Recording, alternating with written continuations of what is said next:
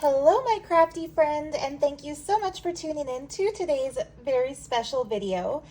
I have in front of me, once again, the junk journal, or sort of like an ephemera holder slash journal that I'm working on for my dear friend May from Saudi Arabia. So the last time I did a video, I think we had decorated some of the pages in this book. And this time, I'm going to work on something I've never included in a junk journal before, which is a drawing of my own. A few weeks ago, I don't remember in which video, I spoke a little bit about my abstract art, and I'm really grateful to have had wonderful comments in response to that, and some encouragement, especially from Kat Stone and May, to share more of my art on YouTube. And so I've decided to do that. Not this week, not next week. I'm not sure which week I'll get to it, but I'm planning to actually start an entire channel just for my art. But today I thought I would bring some of it on to show you. So one of the things May had suggested after I mentioned my drawings on YouTube is that I could print them into cards. And interestingly enough, that's something I've already done. And sometimes I'll use these cards as the postcard that I write a thank you note to accompany Etsy orders, for example. For a while I had them listed on Etsy, but they just weren't really selling, so I took that listing down. And I just like having them on hand for when I need a quick note. But anyway, I thought I would share some of these images with you guys before I get into drawing a little bit directly into the journal. So I've decided to include one of each of my postcard prints in this book for May. This one is a watercolor that I did way back when, and I titled it Sunrise Over a Floating Doorway because of this little area in here where I see these little arches as being something of a gateway with the sun coming up over them. But I've shown this piece to a few different people and everyone sees something different. Like there's this piece here, one of my friends told me looked like a lotus flower. Somebody else thought this looks like a person with their arms up. So one of the things I love about abstract art is that everyone who looks at a piece will see something completely different. And what's neat is that May had said, she gave me the feedback that all the little details in the drawings indicate how much is going on in my head. And it's interesting because I do find I'm constantly thinking about something. I think as we all are, it's a human tendency to always be thinking. Yet when I sit down to draw, my thoughts are silenced, and instead of having worries about the future or stresses about whatever's going on, I'm immersed in nothing else but the creative process and the spontaneity of that creative process. And while drawing, I'll get some of my best ideas. And to me, that's magical. And this is one of my favorites. It's filled with these little clusters of lines and dots and markings that remind me almost of like hummingbirds or insects or something, or spacecraft. But yeah, sometimes I'll fill a whole page and other times I'll leave the details more stylized, like in this one here.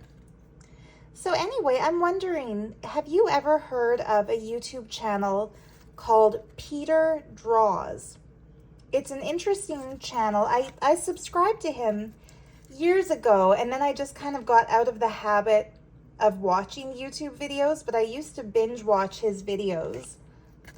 Oh yeah, this one you can see is the same one that I put on my sort of art business card. Put those two. That's the front, that's the back. I just kind of stapled those down to hold the other cards.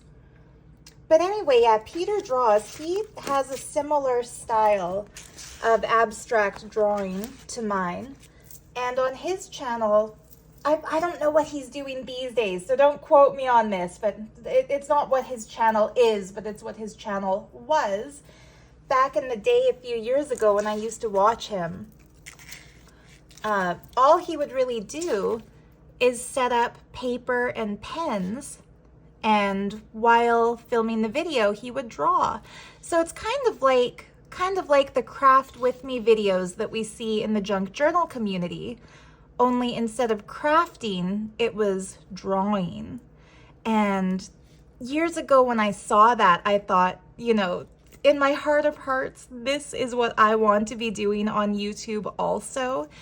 I enjoy crafting, I love it, in fact, but there's something about putting pen to paper and creating lines that to me is, for some reason, it's just more fulfilling and more expressive.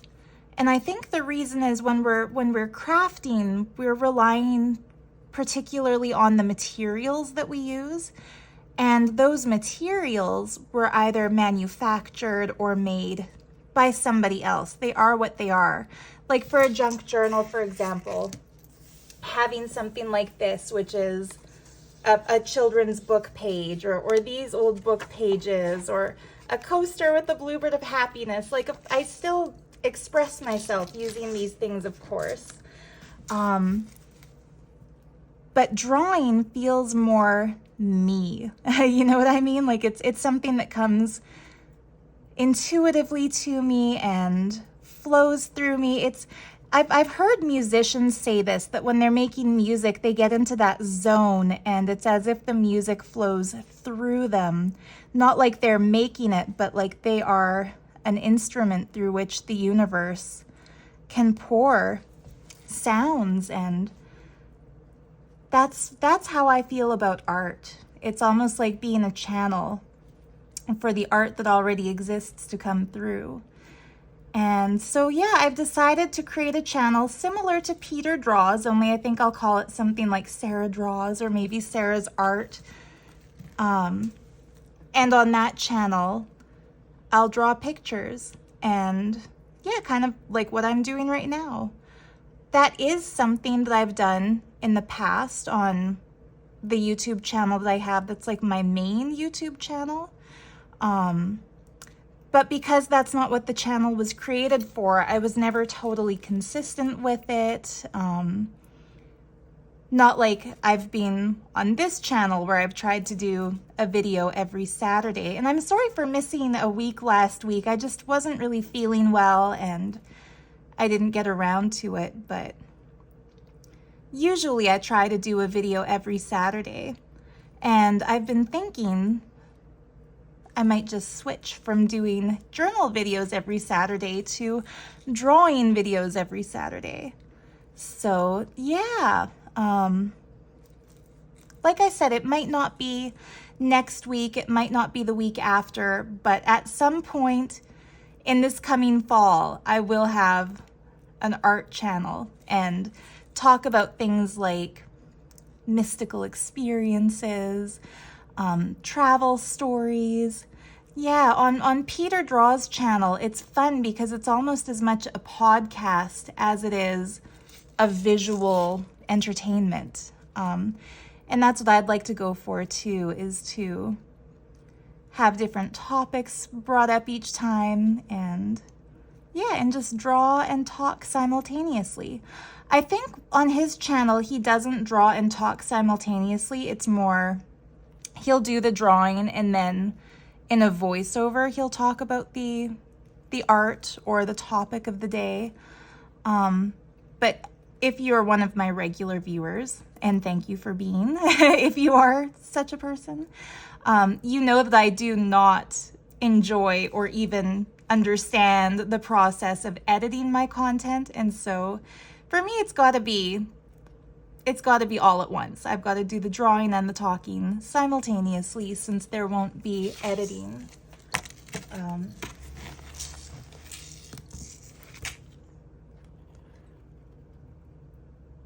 But yeah, for me, abstract art has always been my preferred pastime. Like when I travel, I always bring a sketchbook and some pens with me so that if I've got time in an airport or time in a cafe somewhere, I can entertain myself. And it's always been enjoyable and also exciting to see where the picture takes itself, since I don't start out with a plan in my head of how I want the piece to look. It's always spontaneous.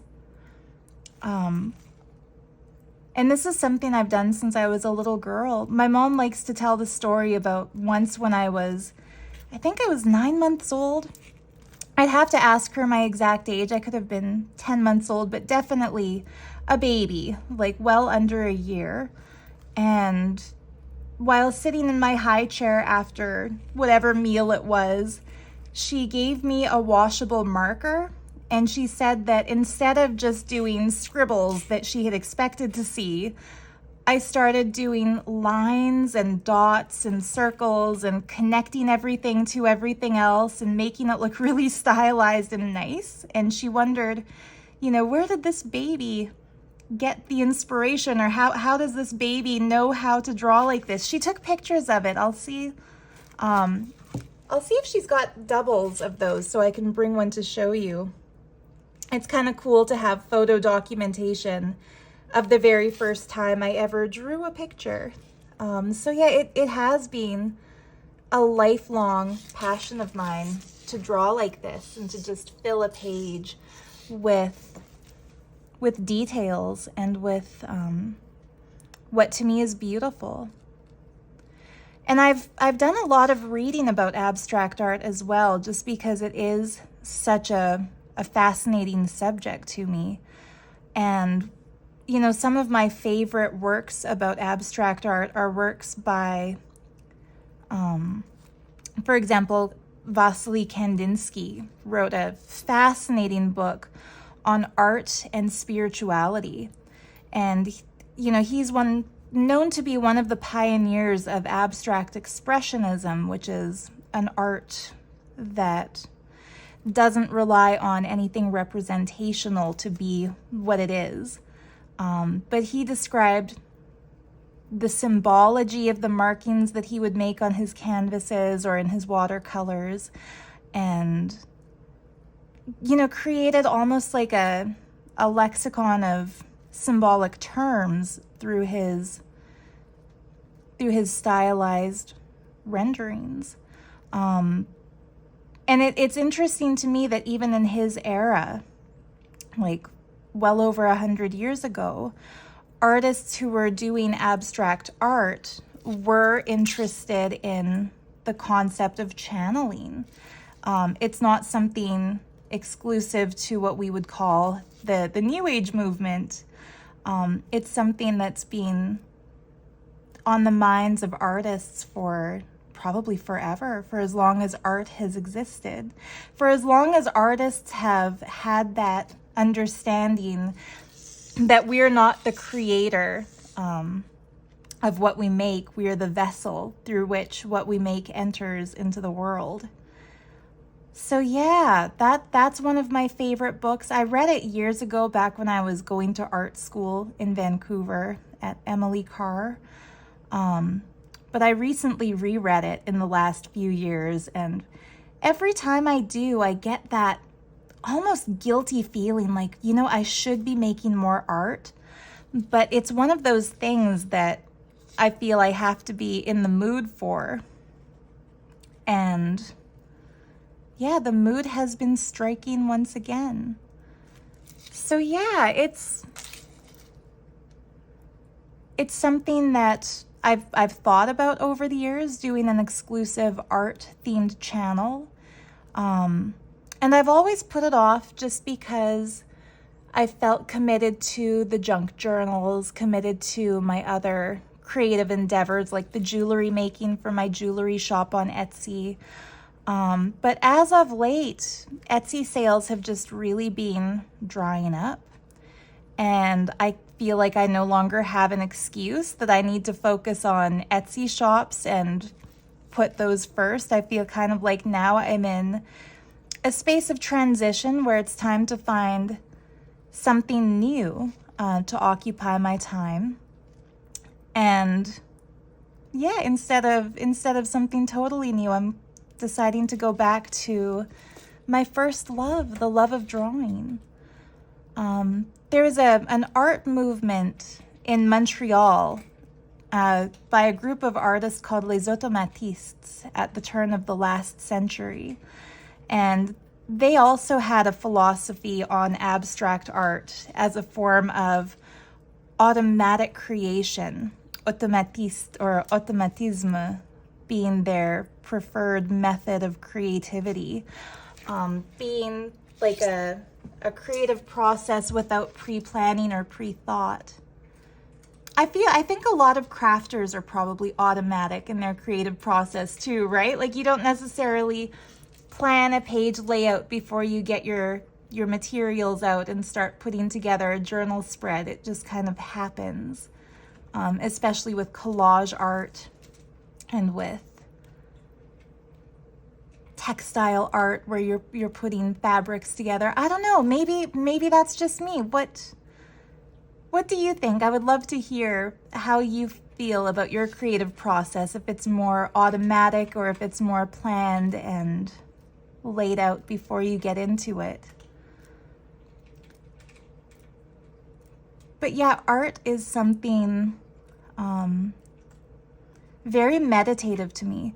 In fact, when I was going to art school, I worked on a little project that I called Meditations Manifest, where I took prints of some of my drawings and some of my watercolor paintings, not prints, literally photocopies. Like I took them to a place to get Xeroxes made back in the day before everyone had their own printer at home, and bound those together in little books. And at the front, I wrote an essay about art as meditation and how making this art is a meditation for me, but looking at the drawings, looking at the lines, following the dots can also be a meditation for the viewer, which was, of course, my goal in creating the works and releasing them for others to see. It's that hope that the same freedom of movement and freedom from worry and freedom from verbalized thought that I get into could also be translated to the viewer. So yeah, I might make some books of prints once again, but maybe in a junk journal style. Like, we'll see. May, like I said, May is getting the first book that I'm putting an original drawing into like this. Those others all just had prints.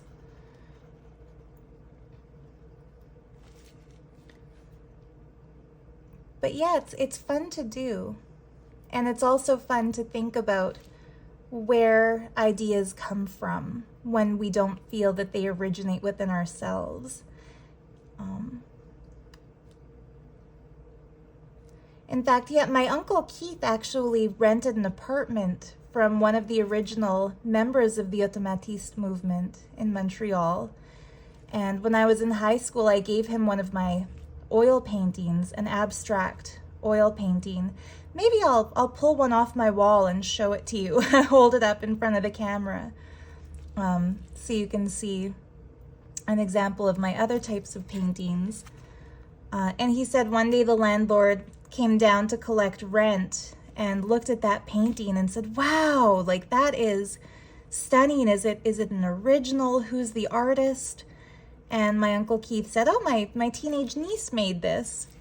And he said the Automatiste member was impressed and said, wow, this is reminiscent of some of our early work. And to me, that was the greatest compliment I think I've ever had in my art life.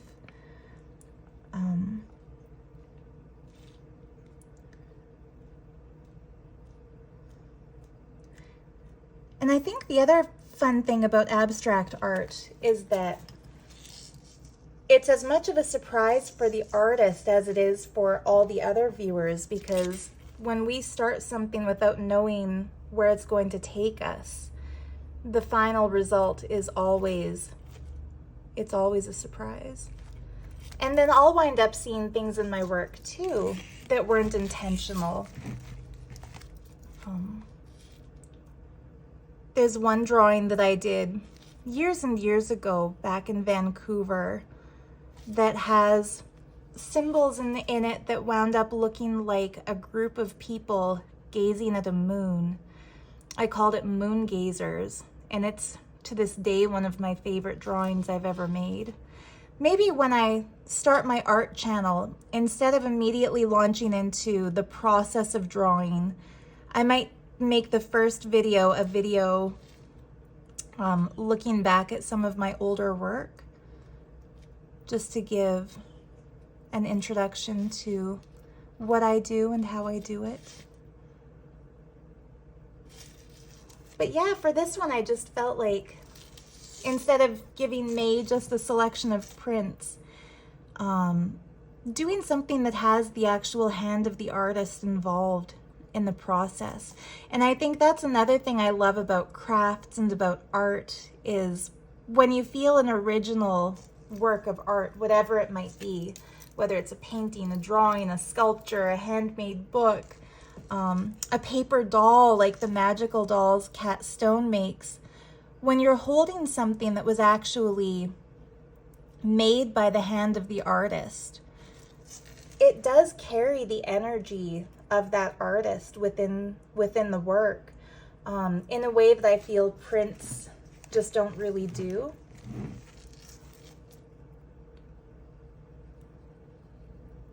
Yeah, nothing like holding an original.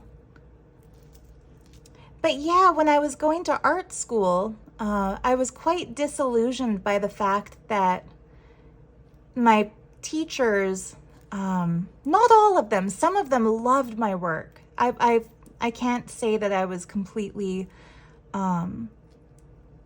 alienated by a system that didn't appreciate me. That there were a few teachers who really, really loved and praised my style, but some of them were quite insulting and just called it doodling, which I don't think it is.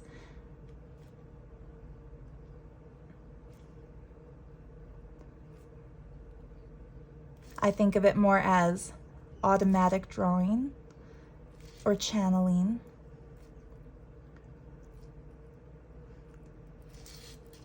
But I took a printmaking class, a lithography printing class, for which we had a final exhibition at the end of the semester. And we got to put prints of our work in the main school gallery, which was kind of cool because on Granville Island, where the school was located, the main gallery got quite a lot of foot traffic because it was a very touristy part of Vancouver. So there were always people around ready to look and see what the students were working on. And I had made one really, really big abstract drawing, more than 25 inches by 20 inches. And I made as many prints as I could pull, using the school equipment, as long as I had access to that studio. So I bought a stack of paper and made tons and tons and tons of prints. And when it was time for the class to decide who would hang what where in the gallery, my classmates had decided that I should have an entire wall and put a grid of my drawings on that wall, of my drawing prints on that wall. So it was pretty cool having sort of the prime placement for my work. And the teacher of that class in particular, the printmaking class, was very unimpressed with my skill, and very critical of my work. He was one of those technical people who seemed to value meticulous, precise replication of details that you see in the natural world. So he was very much a realist, very much into, commercial art, as I would call it. But the other students really got what I was doing, and so that was cool.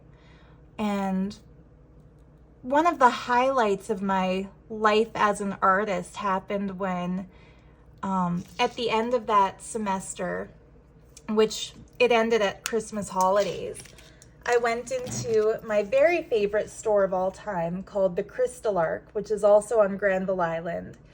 And I brought one of the lithographs as a gift for the store manager, a really cool lady named Christine. She had a fascinating life. We used to talk for hours when I would go in between classes and on breaks. And yeah, so I brought her a print as a gift because she had gifted me quite a few crystals that, you know, I'm still very much into crystal healing and that kind of stuff. And when I gave her that print, her eyes got really big and she said, "Wait, did you draw this?" And I said, "Yes, I did." And she said, "Did you exhibit a wall of these at the Emily Carr Student Gallery?" And I said, "Did you see my exhibit?" And she said, "No, but a friend of hers had gone in on a whim to see what was being displayed. And he had gone into the Crystal Arc and told Christine that while looking at a wall of highly detailed abstract drawings, he experienced an out-of-body experience. And he said it was one of the most mystical experiences of his life, and that something about the art had pulled him in and he felt like he had merged with the energy of creation." And yeah, if I hadn't brought her a print as a gift, I would never have heard that feedback. But to me, the D that I got in the class became instantly irrelevant because I knew that my work had achieved that which Kandinsky had detailed as the goal of non-representational abstract art and the goal of the automatiste movement to bring the viewer into that spirit of creation. And so, regardless of grades, regardless of styles and trends that hit the art world, regardless of what teachers or students in the critiques had to say, from that day on, I always felt fulfilled in my personal creative style.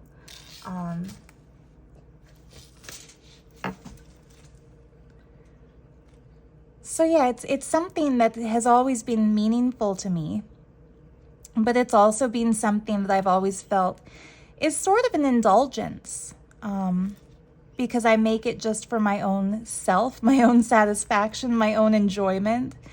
And, you know, if people like it, great, but if they don't, I'm going to be drawing anyway.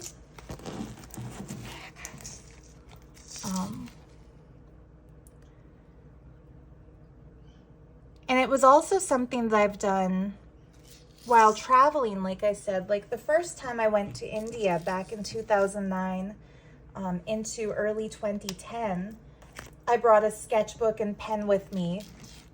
And at the end of the retreat that I attended, I traveled with a couple of friends, and I was able to pay for my train tickets and hotel rooms just by selling art as we went to other tourists. So that was pretty cool. My former life as a wanderer. When I hear the Stevie Nicks song Gypsy, I think of those days, you know, the gypsy that I was.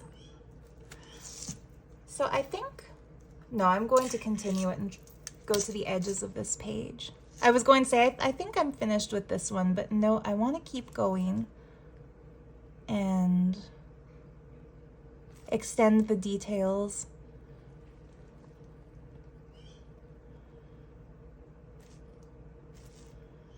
Yeah, and there was a time in my life when I wanted every single line to be perfect and beautiful, and I wouldn't draw on camera because I have to be standing a little bit of a distance away from my book in order to fit it on camera, just the way the tripod is angled.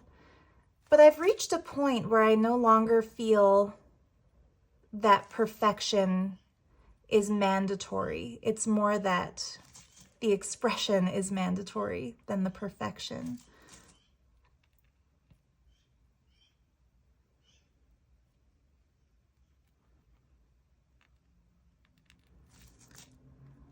But yeah, how have you been? Are you working on anything creative at the moment? Any art, any journal?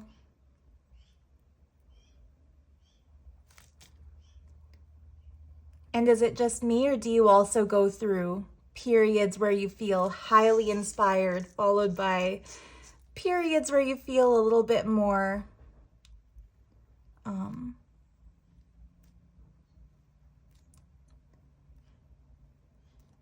I don't know what word to put for it, unmotivated creatively? I feel like the busyness or slowness of my Etsy shop really affects my creative spirit too. Like when things are flying out of the shop and I'm constantly back and forth to the post office, I feel like all I want to do is make more, make more, make more. But when it's a slower Etsy season and my work just kind of sits there piling up in my place, which I don't have that much space for it to pile up, it's a little demotivating. And so that's another reason I think I'd like to start an art channel. That way I'm not pressuring myself to make a new journal every week for a new flip through every week, just so that those journals can pile up.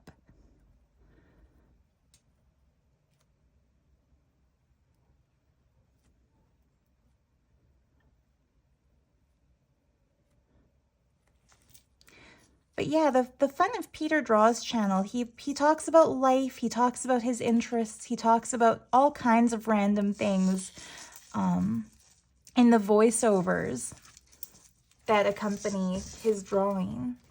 And that's something I like to do too. I've got what they call the gift of gab. I like talking and reminiscing. And so when I had my main YouTube channel, when I was doing my drawings on my main YouTube channel, I would call it like Draw With Me and Let's Talk About. And then each video had a different theme. So like Draw With Me and Let's Talk About. I remember once on Halloween, I did Draw With Me and Let's Talk About Ghost Stories. And I told all the cool ghost stories I've experienced throughout my life. Or Draw With Me and Let's Talk About cults, and I would share some of my experience as a cult whistleblower. So yeah, I'm planning to do that again.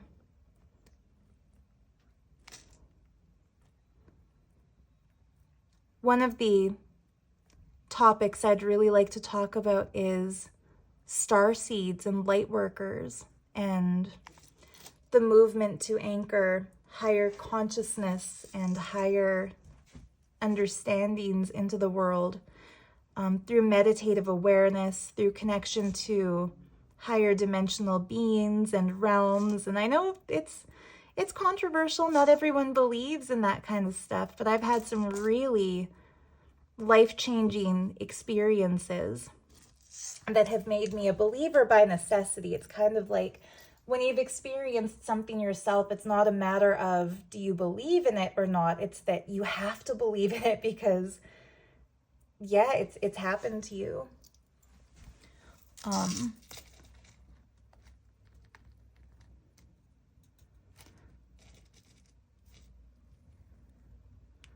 I don't think I've gotten so much into my mystical stories on this particular YouTube channel.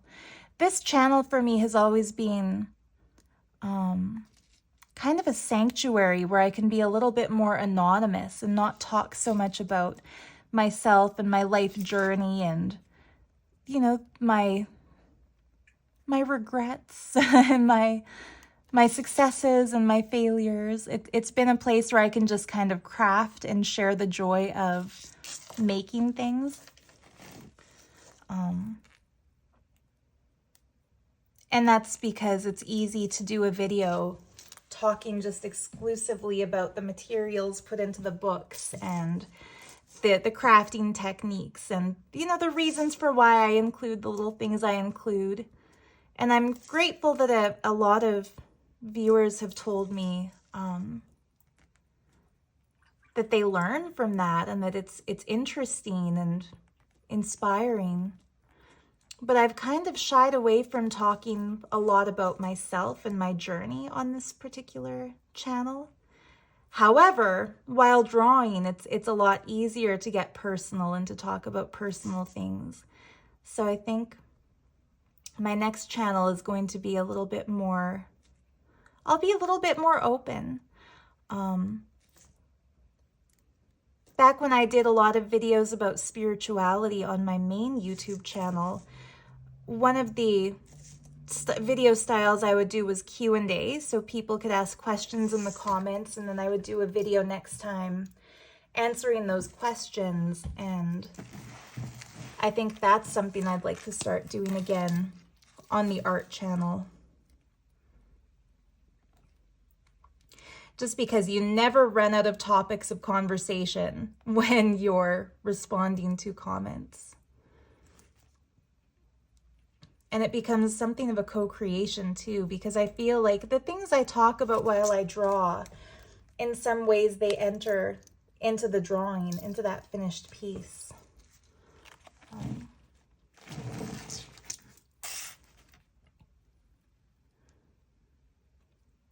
So yeah, what the artist is feeling will affect the final outcome of the work. What the artist is thinking about will affect the final outcome of the work. And so yeah, comments definitely have an effect on it.